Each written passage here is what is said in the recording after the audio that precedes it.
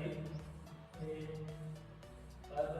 वेगळंच ते कॅन्डलमध्ये आणि मार्केट आता जरा साईडवेज राहण्याची शक्यता आहे.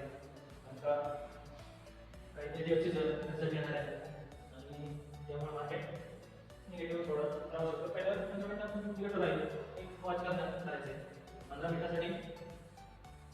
15 मिनिटं बँक निफ्टी सस्टेन राहते का खाली मार्केट येते का वरती जाते हे थोडं वेळ द्यायचं. बँक निफ्टी 46,700च्या वरती जर निघाली तर 46,700 तर ते थोडं वरती जाण्याचे शक्यता येते. 800 900 पर्यंत जाऊ शकते मार्केट. निफ्टी पण जर निगेटिव्ह चांगलं मार्केटमध्ये निफ्टी जर अकॅडमध्येच आहे ती चांगलं फक्त साईडवेज मार्केट ओपनिंग होऊ शकतं निफ्टीचं. तर कॅन्डल चांगलं भरलेले आहे ग्रीन कॅन्डलमध्ये आणि थोडा फरक कमी आहे 15 मिनिटं किंवा 20 मिनिटं अर्धा तास बसलेले निफ्टी बघायचं ब्रेकआउट होते. त्याच्यानंतर सिग्नल चांगलं निफ्टी देऊ शकतो.